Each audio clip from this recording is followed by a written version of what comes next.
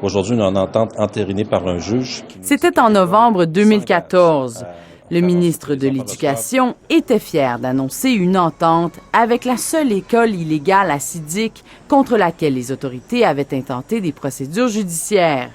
Les garçons qui fréquentent l'école Toras Moïse devaient désormais étudier le programme du ministère à la maison, un enseignement supervisé par la commission scolaire English Montreal.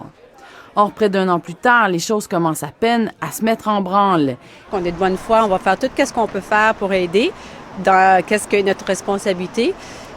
Mais il va falloir que, c'est sûr qu'à la fin, on a des évaluations qui nous démontrent que les jeunes sont prêts, puis qu'on peut mettre notre seau dessus.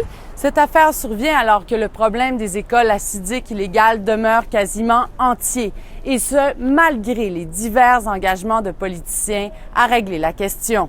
On souhaite toujours que les enfants soient scolarisés. Pour respecter la loi. S'assurer que nos matières obligatoires sont enseignées dans ces écoles.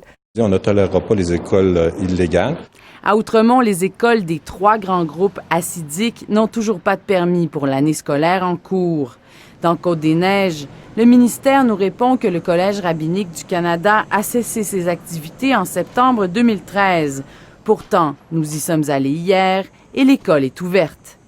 À Boisbriand, dans la communauté Toche, le permis de l'école pour filles a été révoqué en 2013. L'école de garçons n'apparaît même plus dans les rapports. Des centaines de garçons et de filles y sont pourtant scolarisés.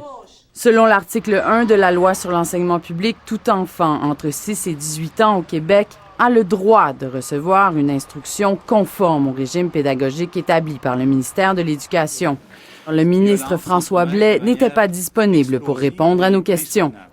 Émilie Dubreuil, Radio-Canada, Montréal.